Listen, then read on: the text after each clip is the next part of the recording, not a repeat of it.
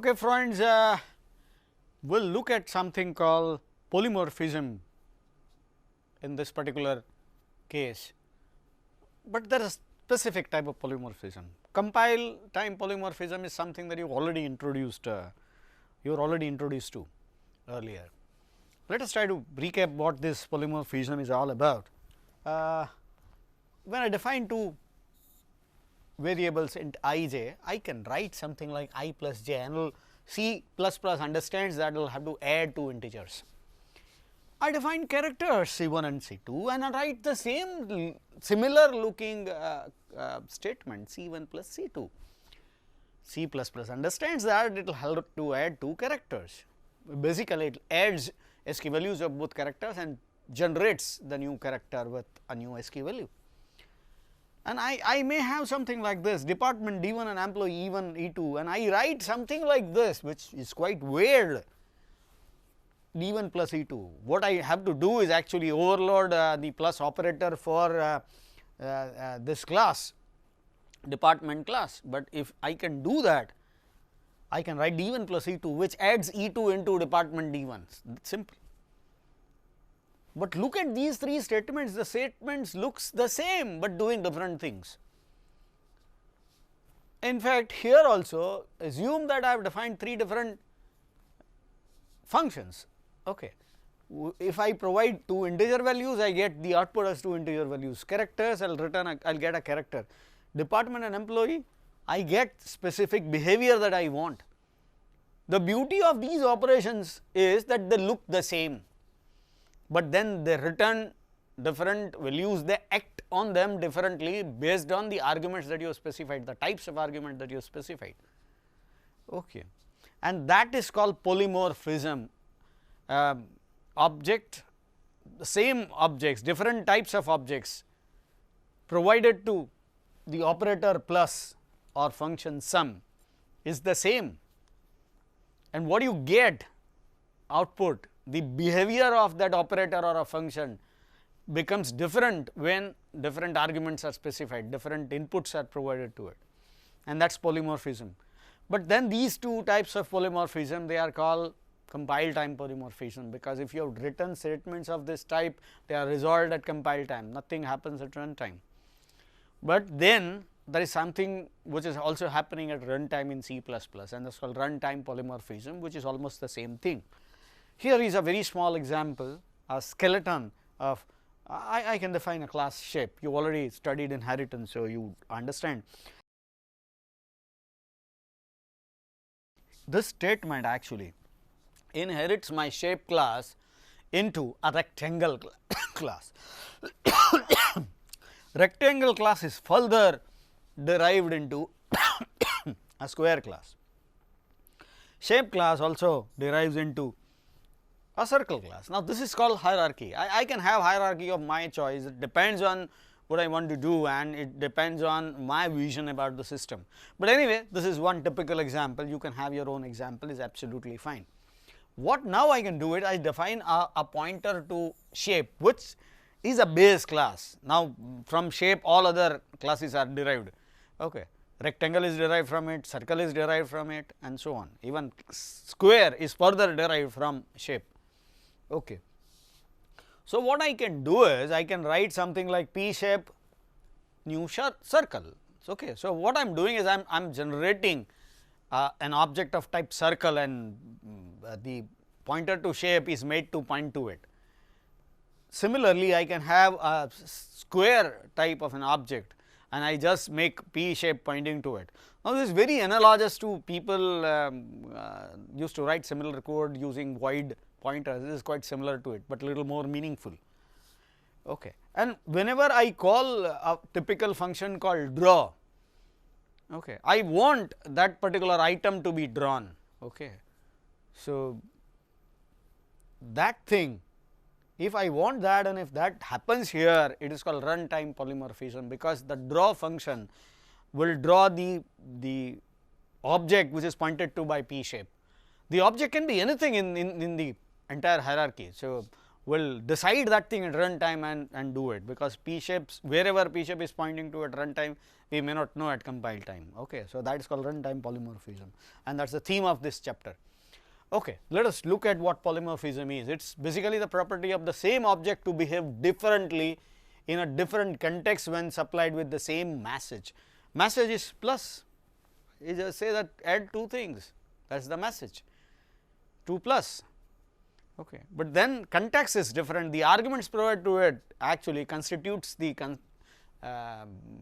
context, and now that context is different, and because the context is different, the output is different, the response is different.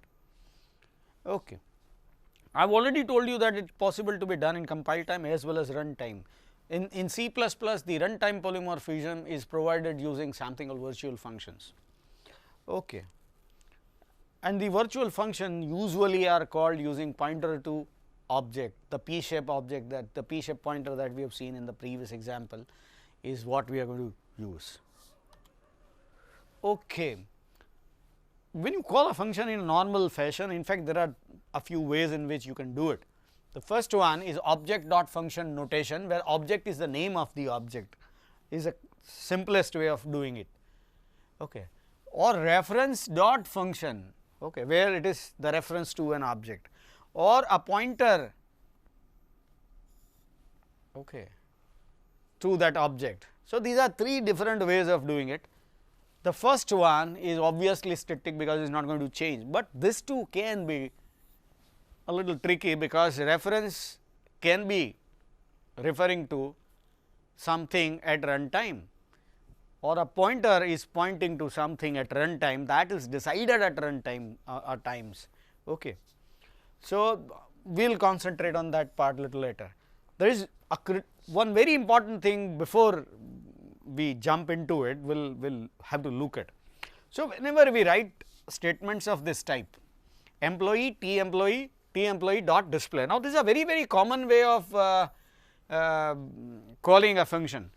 Now, such calls are converted into something like this. This function, okay, call is made, and this the invoking object, in this case it is T employee dot, is provided as an argument inside. A pointer to that is provided as an argument inside. All C++ call to member functions are converted to something like this, okay, invariably. Why that is done, we will see later when we talk about C++ object model. Okay. This typical employee pointer function, okay, the invoking objects, a pointer to the invoking object is known as this pointer, okay, and is very useful for us at times, and we will see an example where it is useful in this case. Here is a very typical case. I define two heroes and like to find out who is elder and display that value. So, I just call the member function called elder with the other object, okay, and whoever is elder in terms of age is displayed. Now, this is what I want. How the code is written?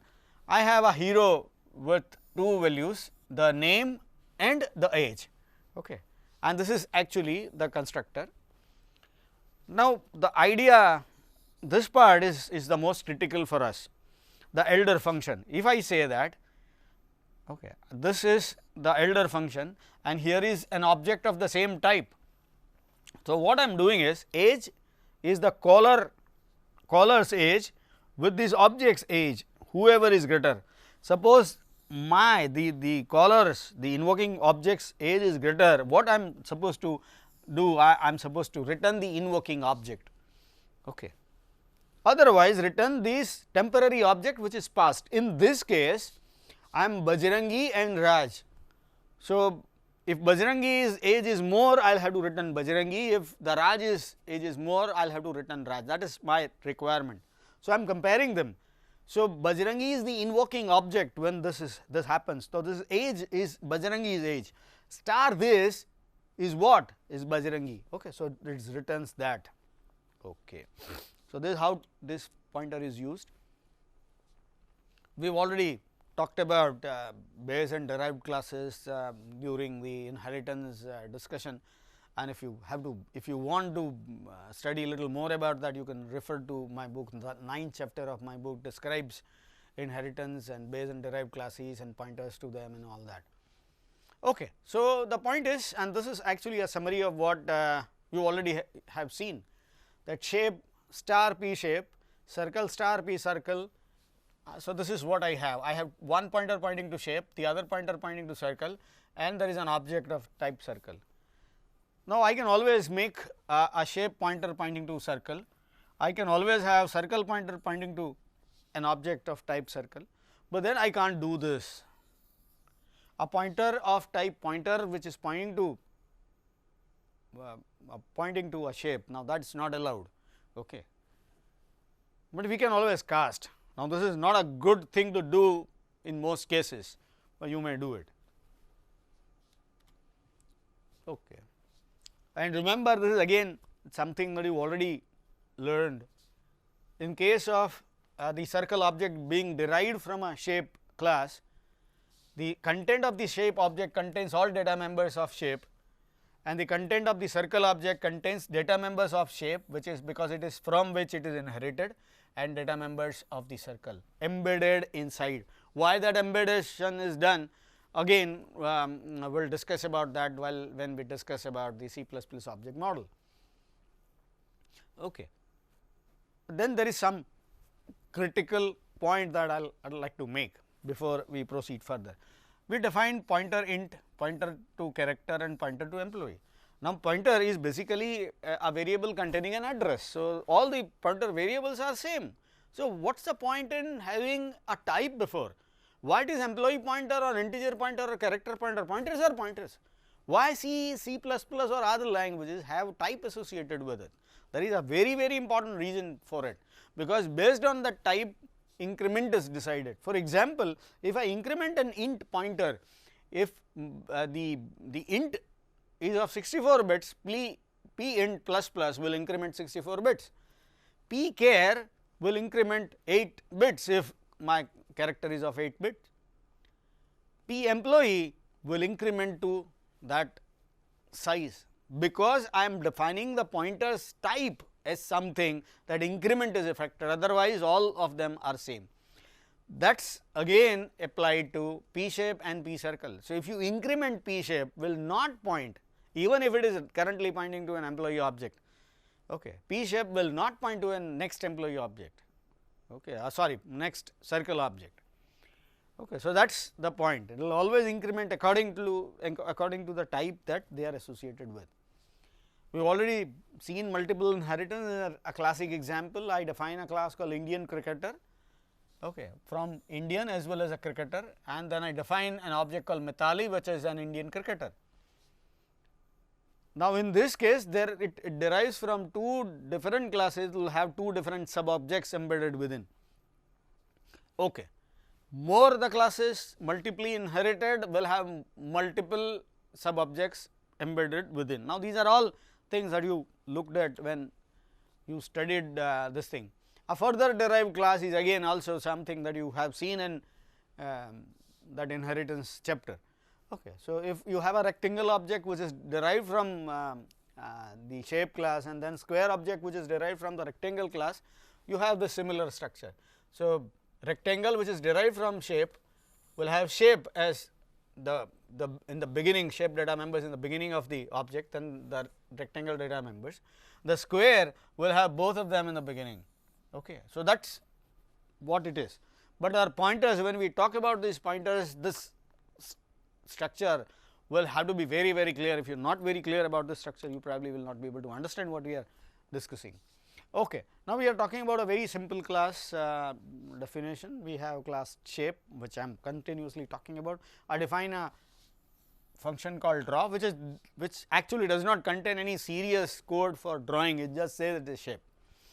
Okay. But it is good enough for us, because there are two reasons why we are not writing an actual code to draw. First, every compiler in C++, when it executes things of this type, a graphics library usually is very tightly integrated with the operating system as well as the hardware. So, when if I have to do it for a typical compiler, I will have to write code which is different than other compilers. So, that is first thing, which actually I do not want to go for that. I would like to write a generic program which you can run on or which you can implement on any operating system. And second thing, for talking about virtual functions, the actual drawing is actually not really needed. So, we have omitted that part. Okay. Now, circle is public shape and it also contains a function called draw. Now, this is overriding the function. Now, please understand this class circle contains already have that shape sub object is already have a function called draw. Now, you are overriding that. So, you have two draw functions. Now, which one will be called? Quite interesting. Okay. So, it is so circle is like this, it contains a shape sub object and it also contains its own data members. This contains draw, this also contains draw. So, there are two different draw functions, okay. And that is the bone of contention, that is the issue that we are going to address here. When we say shape and we are defining a shape, a pointer and circle ring, okay. Now, when I say P shape dot draw, what should it call? Obviously, because it is only shape, okay. Shape is like this, it only contains shape sub object, nothing else, the shape data members only, nothing else. So, we will call that draw function. If you say ring dot draw, ring is what? Is a circle, so it is completely like this. So, there are two draw values, which one should it call? By default, the law is that the most local value is called. So, we will not look at this, we will look at this and this draw function will be called. So, when you say ring dot draw, we will call the circle's draw and not the shape sub object's draw function. Okay. An interesting thing comes here, P shape is a pointer to shape, okay. It points to ring which is basically of this type, and now we say that P shape draw, which one should it draw, this one or this one? As this law, it should call this one, but it won't, it will call this one. Why? That is the point that we are going to see. The third one is shape. It calls this particular statement calls the draw of this sub object and not this. Why? Because P shape, whenever P shape points here, it can only look at this sub object part, will not be in a position to look at this. Okay. So, P shape can manipulate something which is there as a shape of sub object. So, we will only call this function. Okay. But if you want P shape to call this function, can you do it? You can do it if you define this draw as a virtual function, and that is the theme of this particular chapter module. Okay. Let us look at the difference between a virtual and a non-virtual function. Okay. So, there are two ways in fact, P shape pointer draw can be resolved in two different fashions based on first based on what is the type of P shape, is a pointer to shape. So, call draw functions of that shape class, that is one way of doing it. Second way of doing it is wherever P shape is pointing to, whichever object is pointing to, pick up the draw object of draw function of that object and execute. Now, there are two different ways. The first solution is simpler because you can do it at compile time, and C++, as I said, as a default behavior to provide efficient solutions, runtime efficient solutions. So, by default chooses the first option, okay. And that is the reason why even if a P shape is pointing to a ring object, will invoke the shapes draw function and not the circles. If you have defined it as virtual, we will now do it, but that will happen at runtime, that will also happen with an overhead, okay. Okay. So, if you just change this instead of draw, you just change this into virtual word draw, the third statement now changes to circle. Okay. So, that is the difference here. Okay. Now, the function draw is resolved on the basis of where the P shape is pointing to and not the type of P shape, which. So, instead of shape, draw function of the circle class is executed, okay, because P shape is pointing to an object ring which is of type circle. Virtual functions are resolved at runtime usually, why word usually here? Because if a C++ compiler, and they are very smart, the people who write compilers are very smart. So, what they do is they look at the content, and if they look at the content, then they can be very sure of the where the pointer is pointing to at the compile time. They will resolve even the virtual function at compile time to improve the speed or the efficiency of the program. So, usually they are resolved at runtime, but if compiler can deduce exactly what is the type of pointer at compile time, will resolve that thing at compile time. Okay. They act differently. In fact, if you call virtual function by object dot function, for example, you just say that ring dot draw, for example, even if draw, even in the case where the draw is a virtual function, ring dot draw is resolved at compile time, because you know very sure that which draw function the user wants. So, the virtual function becomes important only when you use a pointer to object, because a pointer can move around and point any element in the hierarchy. So, that is where the polymorphism actually comes into existence. So, when you define virtual function, there are two storage requirements, additional storage requirements, because this has to happen at runtime, and that is the reason why for all virtual functions there is a table separated called virtual table, and every object will contain a VPTR or a pointer to that virtual table. It is very interesting for us to know why this VPTR and VTable are there. Whenever I define something like P shape and then pointer to something called ring, what happens is that P shapes, whatever object of you get from dereferencing that pointer, that contains a VPTR.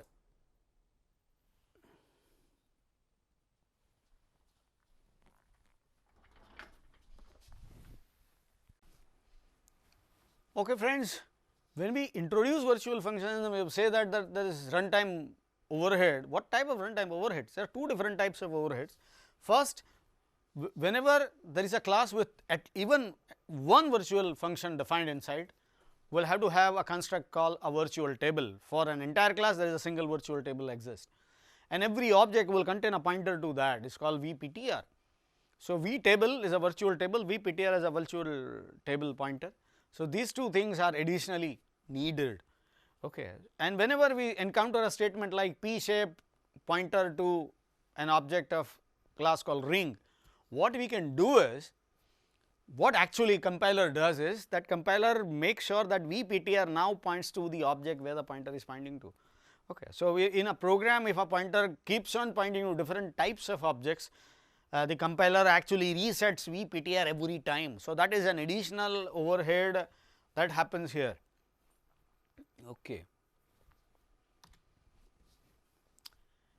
When you define virtual functions, there are few constraints that comes into picture, and let us talk about them.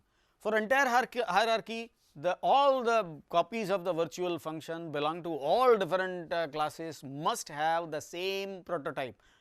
They should not be different. They will have to be the same. If it is little different, it becomes an overloaded function and not the virtual function. So, if you write virtual draw in the shape class, you may not write virtual word before every other draw function. You may write if you wish to, but you may omit. It is considered to be there by default. Base class compulsory have to have that virtual function. Base class cannot omit that.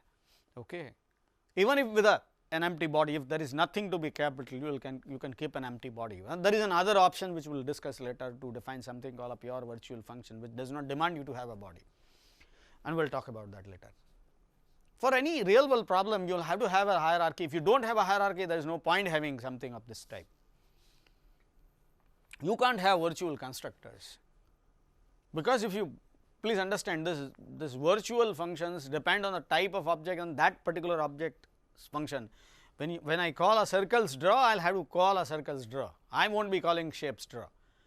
In fact, the constructor of a derived class need to call the constructor of the base class, because base class subobject is embedded within.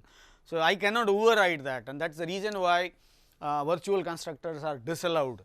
But virtual destructor is a nice idea, because if you just say P shape is pointing to a ring class and then you delete P shape, it should not only delete that the shape sub object of that thing and the rest of the memory is licked. Okay. If you have defined a virtual destructor, it releases all memory, the complete memory. So, virtual destructor is a nice thing to do and always recommended. Okay. What are the things about early and late binding, which again comes into existence when you talk about virtual functions? The conventional functions, they are resolved at compile time.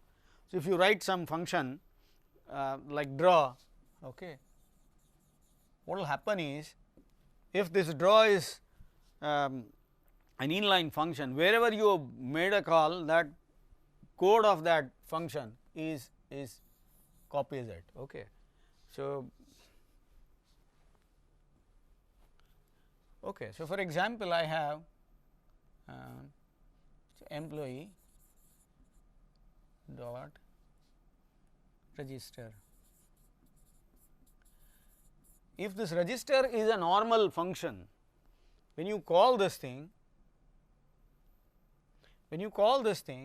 this particular statement, say the inline function will be replaced by the code, the complete code of register.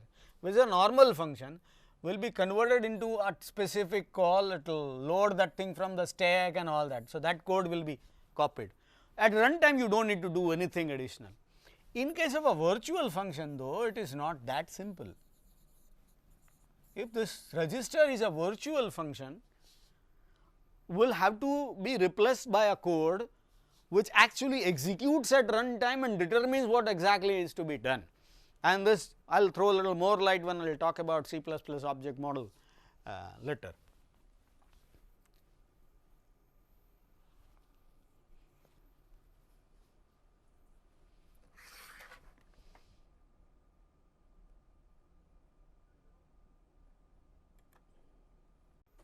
Okay. So, normal virtual functions, as I said, they are resolved at compile time, but the others the virtual functions are not. Compiler decides the exec function to call and replace the call with specific code which does the job in case of a normal function, unlike the virtual function that is delayed till runtime. Okay. And that process, basically picking up that process, I use word compiler, but then the entity is known as linker, which is normally part of the compiler in most cases, but technically speaking it is called linker. So, that linker actually adds that those things, okay, those functions actually, and it picks up from different libraries and then link, and that is the reason why it is called linking. It adds them at the end. So, that process, that linking process happens immediately after compilation. But in case of virtual function, that linker cannot determine the exact function to call. So, it cannot link that function, it cannot copy that function's code there in the executable file. It will have to do that thing at runtime, and that delays that thing, and that is called late binding. Okay. This process is called binding, and this thing is called late binding. Okay. But then if your performance is at stake, you will have to think whether is it possible for me to use a method where I do not need a virtual function. In fact, it depends on the design. Sometimes it is possible for you to come out with a design which can reduce the need for virtual function. Okay. And that is again very critical thing, because virtual function encounters lot of additional this thing. Okay. So, as I said, you need to have, or you will have to think about alternatives to virtual functions. One way is to use a function pointer. So, if you can use a function pointer, you may go ahead and use it. This pointer to member function also are possible. I can't give you examples of how to use them in this particular module, but you may refer to my book where I have provided few examples which I believe quite easy for you to understand. So, you may read and understand how you can write a flexible code using that. Only if your design can be modeled that way you can do it. If your design cannot be modeled using that, you cannot do it. Okay. So, that is again, as I said, a design is always a very critical point. Okay. You can even use object based model with generic data types in module 16 and 17. We have seen how generic coding can be done. So, if you can provide object based method, you may do it. Okay. Change of the design to allow non-virtual, non-local functions, and if you read the Scott Mayer's book, which I provided as a reference, will provide excellent examples of how you can use non-virtual, non-local, non-member functions to address. And here is a classic example. I have a video game and I have players of different types, and there is a hierarchy of players. What I would like to do is, I like to calculate point for every player. Now, if you have to do it, you probably, the first thing that will come to your mind is a function like get points, which gets you those points as a virtual function. So, whatever player it is, you just call get points belong to that particular player and get the points. Now, as a second thought, if you think of a design, can you think of a design where you do not need a virtual function? In fact, I can do it here, because what I am doing is, whenever a player is playing, there are two issues, it will loses a point or gains point. Whenever that happens, I can call an additional function which keeps stock of what the current points of an employee is, or sorry, a player is. I will just use that information which is publicly available. I do not need a virtual function. Non-virtual, non-member function can serve the purpose, and that is better also sometime, because I do not need to access any private thing, I do not need to have that virtual overhead, and the problem is very simplified, but then I will have to change my design accordingly. I will have to change my design accordingly. So, the proper design is very critical for the virtual function usage. When you need, you may go ahead and use it, but then if there is an alternative possible, try to see if you can provide that. Okay. With that note, we will conclude this particular module. We have looked at few things in this particular module. We have introduced virtual function. We have seen how virtual function provides runtime polymorphism as compared to the compile time polymorphism provided by the operator overloading and function overloading process. And it is very interesting for us to know that virtual functions can be defined and used with minimal of programming additions, but then it will have an additional overhead. A virtual pointer is needed in every object, and for every class which contains at least one virtual function, you will have to have a table, separate table for storing the addresses of those functions, is called virtual table. So, with that note, we will conclude our discussion on virtual functions. In the next module, we will be talking about how we can implement this virtual function. With that, thank you all friends.